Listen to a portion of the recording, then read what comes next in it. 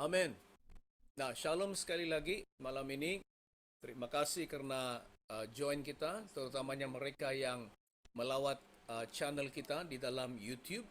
Anda boleh sharekan link YouTube ini kepada teman-teman Anda dan terutama keluarga Anda supaya mereka juga mendengar firman Tuhan.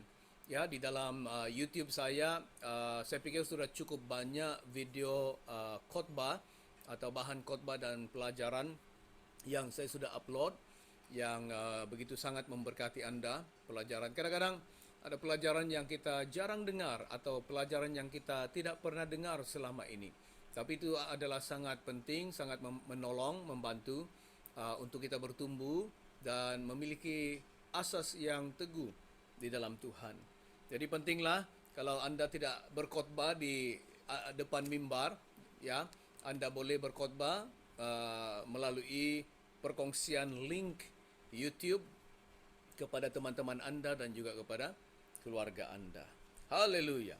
Nah, malam ini dengan waktu yang kita ada, ya, kalau malam begini tidak panjang waktu kita, ya, kadang-kadang urapan datang, hadirat Tuhan datang, saya berkhotbah begitu gairah dan flow begitu. Kadang-kadang masa waktu seperti tidak cukup ya untuk mengongsikan firman Tuhan. Tapi malam ini saya akan mulakan satu series untuk karena musim Natal yang sudah mula, ya, musim Natal yang sudah mula. Jadi saya mau membawa kita di dalam satu series untuk membimbing kita, memimpin kita kepada suatu pengalaman Natal yang luar biasa nanti di tanggal 25 Desember ataupun di sepanjang musim Natal ini.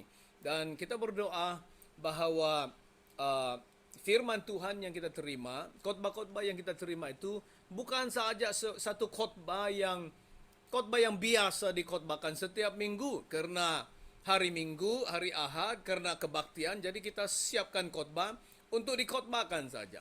Tapi tidak.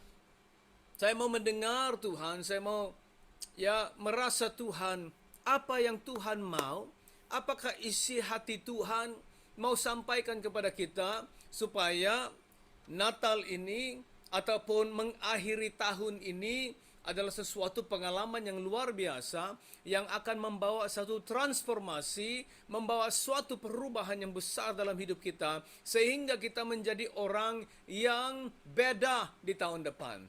Orang yang baru di tahun depan, orang yang progres di tahun depan, orang yang maju bertumbuh di dalam Tuhan di tahun depan, orang yang memiliki kemenangan di tahun depan, orang yang begitu mengalami berkat dan kuasa keselamatan di dalam Tuhan Yesus di tahun depan. Katakan amin.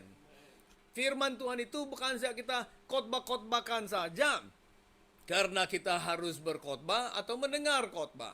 Tapi biar kita ikut Tuhan, berjalan bersama dengan Tuhan dan kita tahu isi hati Tuhan, apa yang Tuhan mau bicarakan kepada kita. Haleluya. Saya sangat diberkati, saya baru pulang dari Sabah di suatu tempat kita lawati dan berfellowship dengan pemimpin di sana, teman saya. Saya sangat diberkati dengan apa yang mereka kongsikan kepada saya. Luar biasa.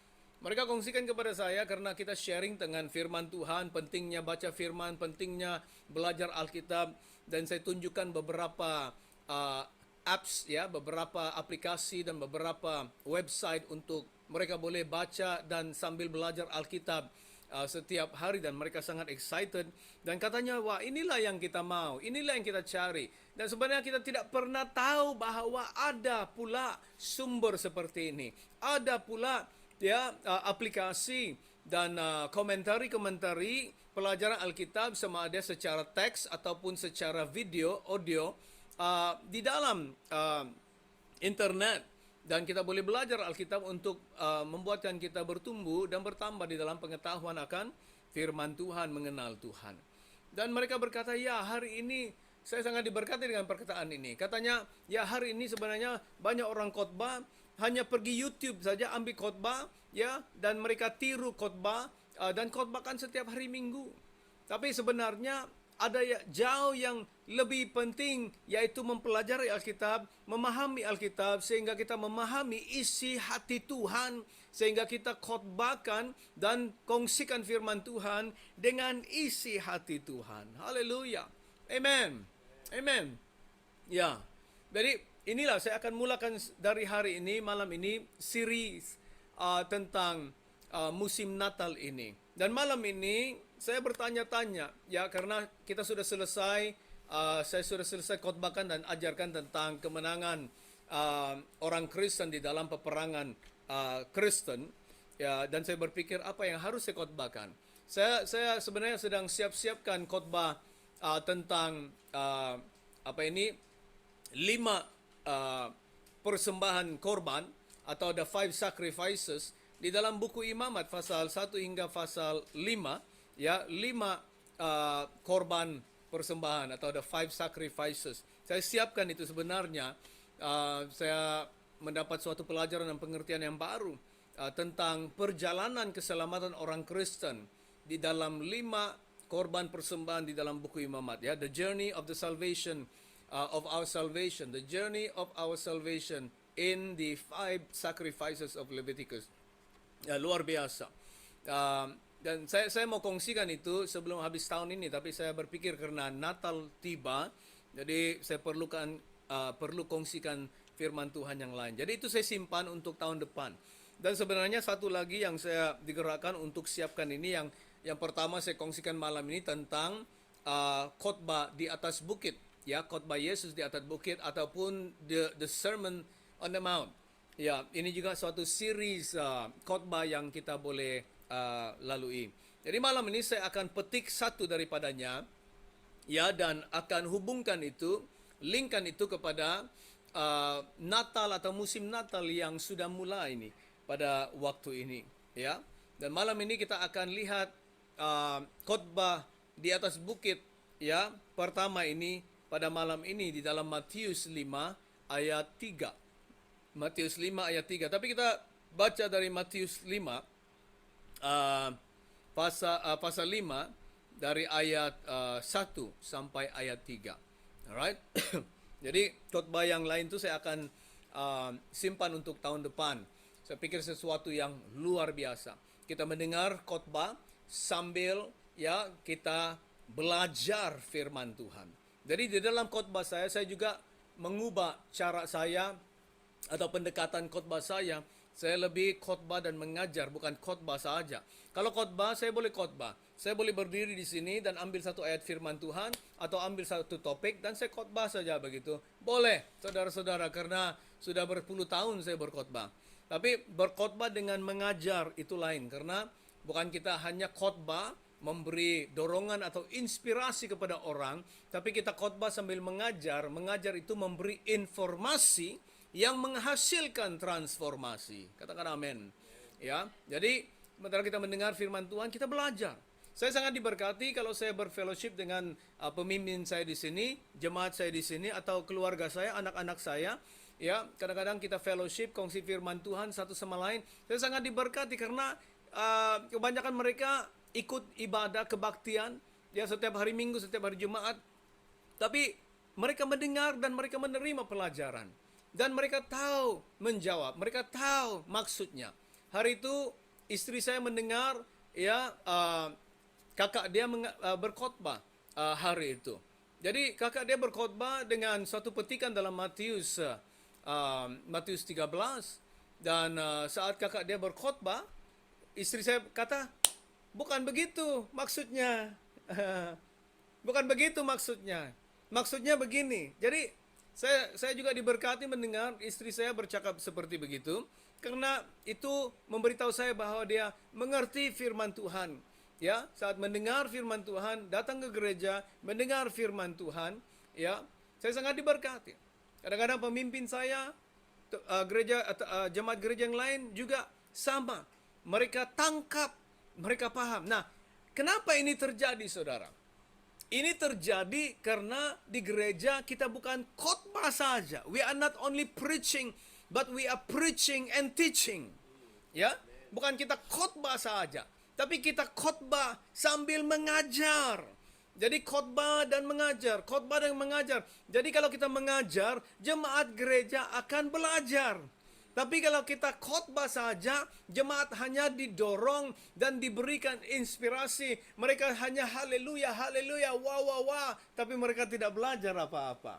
Saudara-saudara, kita harus mengajar firman Tuhan. Katakan amin. Haleluya, haleluya. Nah, saya mesti masuk khotbah saya. Nah, jangan banyak buang masa. Jangan banyak buang masa. Tapi saya pikir itu sangat penting untuk disinggung pada malam ini. Haleluya. Haleluya. Matius 5 dari ayat 1 hingga ayat 3. Ketika Yesus melihat orang banyak itu, naiklah ia ke atas bukit, dan setelah ia duduk, datanglah murid-muridnya kepadanya. Maka Yesus pun mulai berbicara dan mengajar mereka, yaitu murid-muridnya, bukan orang banyak. Katanya, berbahagialah orang yang miskin di hadapan Allah, karena merekalah yang empunya kerajaan surga. Malam ini saya mau jelaskan apakah maksudnya ayat ini, ayat 3 ini. Berbahagialah orang miskin, yang miskin di hadapan Allah, karena merekalah yang empunya kerajaan surga. Hey, stop dulu. Mungkin ada malam ini sudah rasa shock ya, sudah rasa nah, karena katanya berbahagialah orang yang miskin. Wow, saya orang miskin, saya pasti bahagia. Ya, saya pikir tidak betul kan? Orang miskin tidak bahagia tahu. Ya, kenapa? Aduh, tak ada beras, pastor. Aduh, tak ada uang, pastor. Aduh, mau bayar ini, pastor. Ayo, ini, pastor. Tidak bahagia langsung. Jadi, terjemahan ini sebenarnya kurang. Ya, terjemahannya. Jadi, kita harus baca di dalam terjemahan-terjemahan yang lain untuk mengerti terjemahan ini. Karena Alkitab bahasa Indonesia diterjemahkan langsung daripada Alkitab King James Version. Jadi kadang-kadang penterjemah ini dia hanya terjemah menurut apa yang dia paham. Ya, jadi kadang-kadang terjemahan itu kalau kita baca, karena kita ini datang daripada mentalitas dan pemikiran yang berbeda. Kalau saya orang Filipina, lahir di Malaysia, pemikiran saya beda. Ya, kalau orang Cina di Malaysia, pemikiran dia beda, tafsiran dia beda, karena dia melihat tafsiran itu daripada pandangan dia sendiri. Kalau orang Indonesia, dia baca tafsiran dia lain karena pandangan dia lain.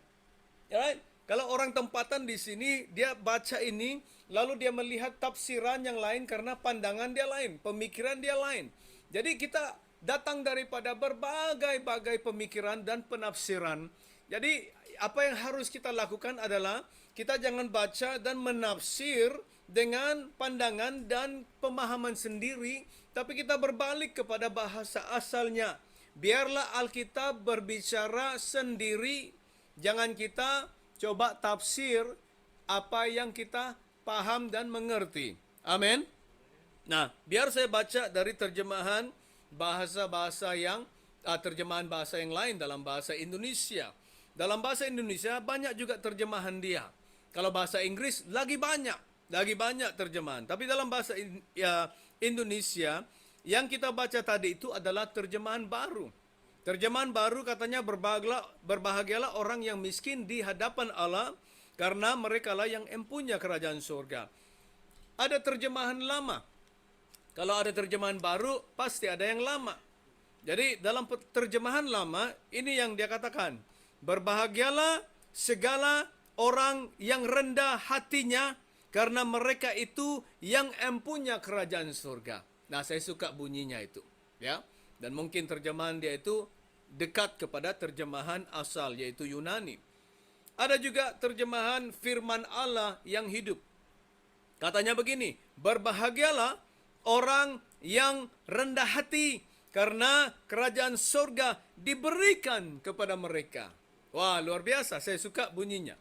Ada juga terjemahan Alkitab Kabar Baik. Alkitab Kabar Baik berkata, berbahagialah orang yang merasa tidak berdaya dan hanya bergantung pada Tuhan saja. Mereka adalah anggota umat Allah. Mereka adalah anggota umat Allah. Nah, 3 terjemahan ini terjemahan lama, firman Allah yang hidup, dan Alkitab kabar baik.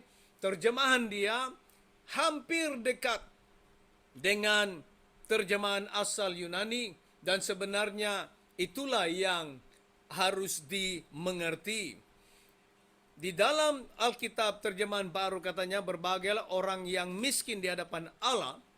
Berbahagialah orang miskin di hadapan Allah. Sebenarnya dia berkata, berbahagialah orang yang rendah hati di hadapan Allah. Amin. Jadi firman tidak berbicara bahwa berbahagialah orang miskin. Memang orang miskin tidak bahagia. Orang miskin tidak bahagia. Tapi saya mau seimbangkan, di dalam gereja dan di dalam kekristenan, bukan kalau kita percaya Yesus, tidak bermaksud kita akan menjadi kaya. Katakan amin. Ya, karena hari ini ada orang yang coba untuk mempromosikan pengajaran kemakmuran atau prosperity gospel yang mengatakan kalau kamu ini miskin, kamu tidak memiliki iman. Kalau Anda ini miskin, maksudnya kamu tidak percaya Tuhan betul-betul. Itu tak betul juga, saudara-saudara. Ya, memang orang miskin itu tidak berbahagia. Ini terjemahan dia ini ada kurang tepat. Kita tidak boleh mengatakan berbahagialah orang yang miskin di hadapan Allah. Right? Tetapi berbahagialah orang yang rendah hatinya di hadapan Allah, ataupun di dalam terjemahan Alkitab kabar baik, berbahagialah orang yang merasa tidak berdaya dan hanya bergantung pada Tuhan saja. Itulah maksud sebenarnya. Nanti kita akan huraikan, kita akan ambil satu persatu perkataan ini untuk kita mengerti. Nah, memang kalau yang miskin, Tuhan Yesus berkata, orang miskin itu kamu sentiasa memiliki mereka. Mereka sentiasa akan ada. Gereja awal di Yerusalem, mereka juga mengutip persembahan untuk menolong orang-orang miskin. Paulus dalam Galatia, di dalam Kisah Rasul 15, waktu dia bertemu dengan para rasul di Yerusalem, orang-orang penting, mereka juga mendorong Paulus, katanya jangan lupa orang miskin. Jadi orang miskin itu sentiasa ada. Tapi perkataan ini, Matius 5:3 ini bukan berbicara tentang orang-orang miskin ini. Dia berbicara tentang orang-orang yang miskin di dalam Tuhan, secara rohani, orang yang tidak berdaya, orang yang bangkrut di hadapan Tuhan. Itu yang dimaksudkan Yesus, sehingga orang ini bergantung kepada Tuhan saja. Amin. Ya. Tapi kita mau seimbangkan, di dalam gereja, di dalam Tuhan, orang yang percaya Yesus bukan semuanya menjadi kaya. Amin. Alright? Ya, kita harus seimbangkan. Nah, saya mau ambil satu persatu di sini karena waktu tidak cukup dalam Matius 5:3 ini. Katanya berbahagialah. Kalau dalam bahasa Inggris blessed, right? Blessed. Blessed are the poor in spirit. He did not say blessed are the poor, because poor are not blessed. Blessed are the poor in spirit, for theirs is the kingdom of heaven. Berbahagialah. Jadi perkataan berbahagia ini sebenarnya ada 2 perkataan dipakai. Itu yang miskin ya. Jadi, ada beberapa definisi tentang perkataan berbahagia. Berbahagia itu bless sebenarnya di dalam bahasa Yunani itu bermaksud diberkati ataupun happy, ya. Dia senang atau berbahagia. Jadi terjemahan di sini berbahagia itu adalah tepat. Ya, dalam bahasa Yunaninya adalah berbahagia. Karena kalau diterjemah langsung dari bahasa Inggris, blessed are the poor in spirit, dalam bahasa Malaysia Indonesia sebenarnya diberkatilah orang yang miskin di hadapan Tuhan. Tapi perkataan diberkati itu adalah bermaksud berbahagia ataupun senang. Satu pengalaman yang luar biasa. Ada satu perkataan Inggris yang disebut bliss, being blissful experience. Suatu pengalaman yang penuh bahagia, yang penuh dengan kesenangan. Itulah perkataan yang dipakai di sini. Definisi yang kedua tentang perkataan ini, berbahagia adalah diperkenankan oleh Tuhan, or being approved of God. Ya, jadi kita menerima kebahagiaan ini, special ini daripada Tuhan sendiri, karena perkataan ini dipakai hanya kepada Tuhan saja. Blessed God, blessed Lord, ya, Allah yang penuh kebahagiaan atau berbahagia. Nah, itu perkataannya. Yang ketiga, maksudnya kita menerima God's favor, ya, God's favor ataupun ya perkenanan Tuhan, ya, perkenanan Tuhan. Itu maksudnya berbahagia.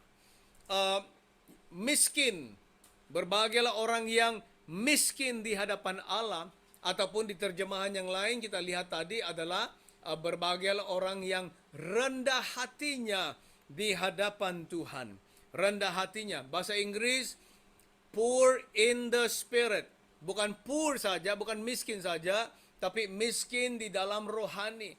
Tidak berdaya, bergantung kepada Tuhan saja. Orang yang miskin di hadapan Allah ini adalah orang yang rendah hatinya, diterjemah rendah hatinya, tapi sebenarnya miskin rohaninya. Secara rohani dia miskin. Minggu lalu saya khotbahkan tentang gereja Laodikia, tentang orang Kristen suam kuku. Orang gereja jemaat di Laodikia mengatakan kepada Tuhan, Tuhan, kami ini kaya, kami ini bertambah, dan kami tidak memerlukan apa-apa. Tapi Tuhan berkata, kamu tidak tahu bahwa kamu adalah melarat, ya. Kamu ini melarat, kamu ini miskin, kamu ini buta dan telanjang. Ya. Jadi jemaat di gereja Laodikia itu bukan suatu contoh yang baik. Ya, karena mereka itu sangat sombong, bergantung kepada kebolehan mereka, kepintaran mereka. Mereka tidak bergantung kepada Tuhan. Dan karena itu Tuhan Yesus berkata, kamu ini melarat. Kamu ini melarat, kamu buta, kamu miskin, dan kamu ini telanjang. Saudara-saudara, Tuhan mau kita di dalam musim Natal ini untuk mengalami suatu pertembungan dengan Tuhan, mengalami suatu berkat Natal ini. Karena Natal ini atau Christmas ini datang setiap tahun, saudara-saudara. Dan adakah saudara-saudara pernah berpikir ataupun tahu bahwa Christmas dan Natal setiap tahun ini makin laju dan makin cepat dia datang.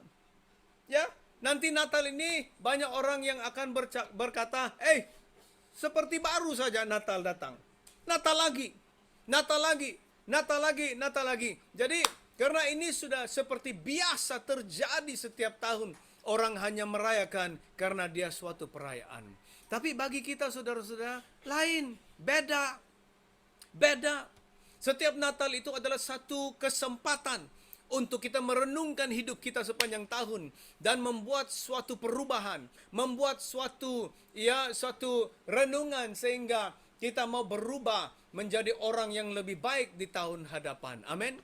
Ya, perayaan Christmas itu bukan hanya kita merayakan, ya, beli hadiah-hadiah untuk teman, untuk anak-anak, untuk keluarga, ya, dekorasi rumah kita, ya, mendekorasi, membersih rumah apa semua, beli ini, beli itu. Ada orang dia mempersiapkan persiapan dia untuk Natal itu, dia membelanjakan banyak uang. Membeli makanan, buat party sini, makan sana, makan di rumah, barbecue, ya. Oh, banyak. Dia beli babi, dia beli kerbau, dia beli kambing, dia beli minuman, dia beli makanan apa semua. Banyak uang perbelanjaan hanya untuk bersenang-senang, untuk berhappy-happy dengan keluarga dan teman-teman di musim Christmas. Tapi setelah itu semuanya seperti biasa, sehingga tahun depan semuanya seperti biasa. Ada orang membelanjakan banyak uang sehingga di tahun depan dia bekerja hanya untuk membayar apa yang dia belanjakan di musim perayaan ini. Saudara-saudara, apakah Christmas bagi saudara? Bagi saya Christmas itu suatu kesempatan untuk mengubahkan saya. Suatu kesempatan untuk saya merenung. Suatu kesempatan untuk saya berubah menjadi orang yang lebih baik di tahun depan. Bagi saya mau Apa yang terjadi dalam hidup saya adalah saya mau setiap tahun saya akan maju, setiap tahun saya akan progres, setiap tahun saya akan berubah, setiap tahun saya akan bertambah di dalam Tuhan, akan menjadi matang dan bertumbuh di dalam Tuhan. Katakan amin. Bukan sama saja. Setiap tahun saya akan mengenal Tuhan lebih dekat. Setiap tahun saya akan mengalami Tuhan dengan lebih luar biasa. Setiap tahun, saudara-saudara. Jangan sampaikan kita sudah berpuluh tahun menjadi orang Kristen, berpuluh tahun di dalam gereja, tetapi kita tetap sama saja. Sama saja. Kepala saja yang berubah karena menjadi botak. Rambut sudah kurang. Haleluya. Jangan jadi sama terus, saudara-saudara. Sepatutnya kalau kita sudah lama di dalam gereja, kita ikut Tuhan betul-betul. Sudah 10 tahun, 20 tahun, 30 tahun. Sebenarnya kita menjadi orang yang sangat diurapi. Tapi banyak orang Kristen tidak tiada urapan. Setiap orang Kristen tidak ada kuasa. Karena kita buang waktu. Kita buang masa. Datang gereja tidak serius. Tidak terima firman Tuhan betul-betul. Tidak mencari wajah Tuhan. Tidak mencari urapan Tuhan. Tidak mau dipakai Tuhan. Hanya mau ada sifat agamawi. Hanya datang gereja. Oh pastor saya bagi offering. Oh pastor saya bagi perpuluhan. Oh pastor saya ada di gereja. Saat kita masuk gereja. Pastor saya ada pulang. Tiada apa-apa yang terjadi. Bayangkan saudara. Berpuluh tahun kita di dalam gereja. Tetapi kita tetap sama, tidak bertumbuh dalam hadirat Tuhan, tidak bertumbuh di dalam urapan Tuhan. Kalau ada masalah, masih lagi panggil pastor. Kalau ada setan di dalam rumah, masih lagi panggil pastor. Pastor, ada kerasukan, ada kesurupan. Pastor, ada setan di rumah, ada setan di kamar, ada setan di kamar kecil atau dalam tandas. Pastor datang doakan. Tapi sudah berpuluh tahun orang Kristen. Haleluya. Sepatutnya kita bertumbuh dalam pengetahuan akan Tuhan, hubungan dengan Tuhan, urapan Tuhan, kuasa Tuhan. Bayangkan. Banyak orang Kristen berpuluh tahun di gereja tetap duduk di belakang sekali. Tidak pernah maju. Tetap duduk di belakang sekali. Banyak orang Kristen dalam gereja sudah berpuluh tahun di gereja tetap duduk di gereja saja. Sehingga cushion gereja pun koyak. Tidak bersaksi. Tidak memenangkan jiwa. Tidak menolong gereja. Tidak memberi dengan baik. Tetap sama saja. Banyak orang Kristen dalam gereja tidak berganjak. Tetap sama saja. Sehingga menjadi tua di dalam gereja. Kalau kita sudah 10 tahun, 20 tahun, 30 tahun, 40 tahun dalam gereja, sepatutnya kita sudah menjadi orang Kristen yang sangat diurapi. Sangat berkuasa. Bersaksi dengan efektif. Melayani Tuhan dengan efektif. Sebenarnya 20 tahun di gereja, saudara-saudara, engkau sudah boleh jadi pemimpin. Engkau sudah boleh jadi pastor. Engkau sudah boleh menjadi pendeta. 20 tahun di gereja, bayangkan. Tapi banyak orang Kristen tidak mau belajar. Bangunlah kita. Bangunlah, bukan saya bilang bangkitlah. Tapi bangunlah kita karena banyak yang tidur.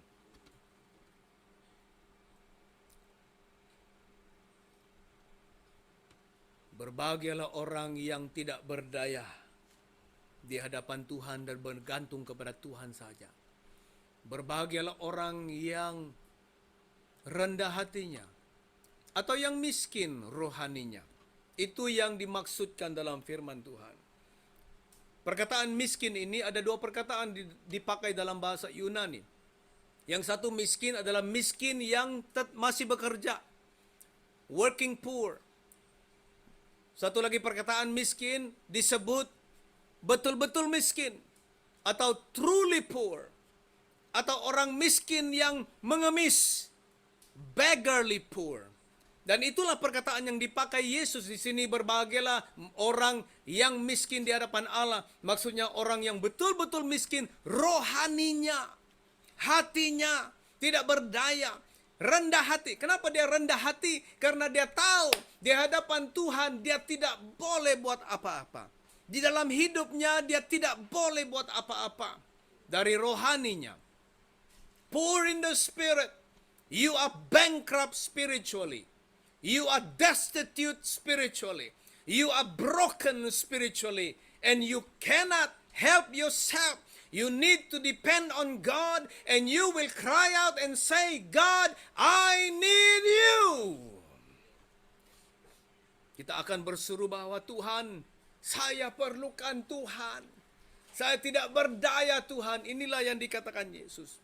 Untuk mengalami berkat dan kuasa keselamatan di dalam Yesus, seseorang itu harus sampai ke tahap ini di mana dia menjadi miskin rohani yang mengemis. Dia sadar bahwa dia tidak boleh buat apa-apa. Dia sadar bahwa dia tidak boleh menyelamatkan dirinya. Dia tidak boleh maju tanpa Tuhan. Dia tidak boleh diberkati tanpa Tuhan. Dia tidak boleh disembuhkan tanpa Tuhan. Dia memerlukan Tuhan. Yesus berkata, tanpa aku kamu tidak boleh berbuat apa-apa. Inilah orang yang miskin rohani. Poor in the spirit. Selagi orang itu masih bergantung kepada dirinya, selagi orang itu berkata, oh saya masih oke, saya masih sehat, saya mau hidup dalam dunia dulu, oh saya masih oke, saya masih boleh pikir, saya masih pintar, Tuhan nanti dulu. Selagi orang itu berkata, saya masih ada uang di dalam bank, saya masih oke, ya saya tidak perlukan Tuhan, nanti dulu, tunggu dulu. Kalau orang seperti ini saudara-saudara, Christmas itu tidak akan membawa makna dalam hidupnya. Karena Tuhan berkata, dia mengasihi dunia ini sehingga dia memberikan anaknya yang tunggal. Barang siapa yang percaya kepada dia tidak akan binasa, tetapi beroleh hidup yang kekal. Hanya orang-orang yang miskin, orang-orang yang hilang di dalam Tuhan, orang-orang yang mengatakan, Tuhan tolong aku, Tuhan aku perlukan Engkau, Tuhan selamatkan aku. Sehingga orang ini berseru kepada Tuhan seperti itu. Itulah orang-orang yang akan mengalami mujizat keselamatan di dalam Tuhan. Orang dunia, dia melihat dengan cara yang berbeda. Kalau kita ada kereta mewah, diberkati. Kalau kita ada rumah besar, diberkati. Kalau kita populer, kita diberkati. Banyak hari ini dalam gereja seperti ini juga, saudara-saudara. Tapi kalau orang itu tidak sampai ke suatu tahap bahwa dia bangkrut secara rohani, sehingga dia berkata, Tuhan, saya perlukan Engkau. Saya tidak boleh, saya tiada kebolehan, saya tidak ada kemampuan untuk menyelamatkan diri sendiri. Saya perlukan Tuhan. Inilah orang-orang yang diselamatkan oleh Tuhan. Dan Yesus berkata, berbahagialah mereka yang begini. Karena katanya, berbahagialah orang yang miskin di hadapan Allah, yang bangkrut, yang rusak, yang memerlukan Tuhan, yang miskin rohaninya, orang yang patah hatinya, orang yang hilang, orang yang memerlukan Tuhan. Karena merekalah empunya kerajaan surga. Di dalam bahasa Yunani, perkataan merekalah itu adalah perkataan yang disebut emphatic. Emphatic maksudnya yang di-emphasis, yang penting, ya. Emphatic maksudnya dia dipentingkan. Karena katanya perkataan merekalah maksudnya mereka saja. Kerajaan surga hanya untuk mereka saja. Orang-orang yang seperti ini, kerajaan surga itu adalah untuk mereka saja, bukan untuk semuanya. Nah, kita berbalik kepada ayat 1 dan 2. Yesus naik di atas bukit, itulah ini disebut khotbah di atas bukit, karena Yesus berkhotbah di atas bukit. Tapi sebenarnya Yesus berbicara kepada murid-muridnya yang datang kepada dia, bukan kepada orang yang banyak, walaupun banyak yang mengikuti dia. Perkataan ini, khotbah di atas bukit ini berbicara tentang kualitas-kualitas orang-orang surga. Kualitas-kualitas karakter orang-orang yang selamat, orang-orang kerajaan surga, murid-murid Yesus. Itulah sebabnya khotbah di atas bukit ini ditujukan kepada murid-murid Yesus yang datang kepada Yesus. Lalu Yesus buka mulutnya dan mengajar mereka tentang kualitas surgawi, mengajar mereka tentang karakter-karakter orang-orang rohani yang mengikuti Yesus, menyerahkan hidupnya kepada Yesus, yang bergantung kepada Yesus. Inilah orang-orang yang diberikan firman khotbah atas bukit ini. Dan kata Yesus, karena kepada mereka lah yang empunyanya kerajaan surga. Maksudnya kerajaan surga itu hanya untuk mereka saja, bukan kepada orang banyak yang ikut Yesus. Hari ini banyak orang juga yang ikut Yesus, yang tahu Yesus, yang kenal Yesus, yang berseru kepada Yesus, yang seolah-olah percaya Yesus. Tapi hanya sedikit saja yang menjadi murid-murid Yesus. Dan murid-murid Yesus ini diajarkan untuk memiliki kualitas-kualitas kerajaan surga di sini. Inilah kualitas yang pertama. Berbahagialah orang yang miskin di hadapan Allah, yang rendah hatinya di hadapan Allah, yang tidak berdaya di hadapan Allah dan bergantung kepada Allah saja, yang bangkrut rohaninya, yang miskin rohaninya, yang broken, yang patah rohaninya, sehingga dia tidak boleh berbuat apa-apa, sehingga dia bergantung kepada Tuhan saja, karena Tuhan saja yang boleh menyelamatkan dia. Dan kata Yesus, mereka saja yang memiliki kerajaan surga. Saudara-saudara, tentang kita bagaimana? Kita harus datang. Nah, walaupun Anda kerja baik, Anda gaji besar, Anda banyak uang, rumah besar, kereta mewah, walau apapun saudara-saudara. Tapi kalau Anda tidak mau datang dan sampai ke tahap ini, menjadi bangkrut dalam rohani, berkata kepada Yesus, Tuhan, saya perlukan Engkau dalam hidupku. Banyak uang kita tidak boleh menyelamatkan. Rumah besar kita tidak boleh diselamatkan. Kereta mewah kita tidak akan diselamatkan. Menjadi populer tidak akan menyelamatkan. Hanya Yesus yang menyelamatkan. Tapi keselamatan itu akan terjadi apabila kita mengaku bahwa kita ini bangkrut rohani di hadapan Tuhan. Katakan amin. Saudara-saudara, biarlah kita hidup kekristenan yang sebenar-benarnya. Saya tidak mengakui bahwa saya sudah sempurna dan saya lebih baik daripada banyak orang, tidak. Saya langsung pun tidak mau pikir seperti ini, saudara. Saya hanya mau hidup bagi Tuhan dan mengerti apakah maksud isi hati Tuhan. Saya coba yang terbaik untuk hidup bagi Tuhan, itu saja. Tapi tanggung jawab saya untuk mengajarkan firman Tuhan, untuk membimbing kita, membawa kita di dalam musim Natal ini, musim Christmas ini, supaya musim Christmas ini akan membawa suatu berkat yang luar biasa di dalam kehidupan kita, sehingga Tuhan Yesus menjadi begitu nyata dalam kehidupan, dalam hati Anda, saudara-saudara. Katakan amin. Dan Anda menjadi orang yang baru, menjadi orang yang luar biasa. Katakan amin. Mari kita berdoa. Terima kasih Bapa. Oh haleluya, ampuni kami Tuhan. Saat kami berbicara seperti orang jemaat di Laodikia, gereja di Laodikia mengatakan bahwa kami ini kaya, kami ini bertambah, kami tidak memerlukan apa-apa. Tapi Engkau telah menegur mereka bahwa mereka tidak tahu bahwa mereka itu melarat, mereka itu miskin, mereka buta, dan mereka telanjang. Bapa, kami mau berseru malam ini, kami perlukan Engkau. Biarlah musim Christmas ini Tuhan menjadi suatu musim kami merenung firman Tuhan, merenungkan kembali kehidupan kami, dan menyiapkan kami untuk berubah, untuk menjadi orang yang lebih baik di tahun hadapan. Terima kasih Bapa. Ampuni kami segala kesalahan, ampuni segala dosa kami Bapa. Sucikan hati kami, bersihkan Tuhan. Jadikan kami orang baru. Selamatkan kami, karena malam ini kami berseru bahwa kami perlukan Tuhan. Kami ini bangkrut rohani. Kami ini kosong. Kami tidak berdaya. Kami mau bergantung kepada Tuhan saja. Bapa, dalam nama Yesus, selamatkan kami. Tuhan, dalam nama Yesus. Terima kasih Bapa. Kami mau serahkan hidup kami kepada Tuhan Yesus. Kami mau percaya Tuhan Yesus, kami mau ikut dan hidup bagi Tuhan Yesus sepanjang kehidupan kami. Tuhan, dalam nama Yesus, mari Tuhan jamah kami. Terpuji namamu. Terima kasih, terima kasih. Di dalam nama Yesus kami berdoa. Amin.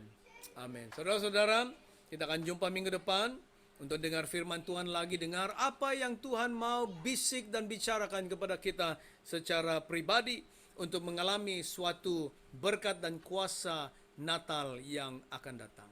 Tuhan berkati. Amin dan shalom. Shalom.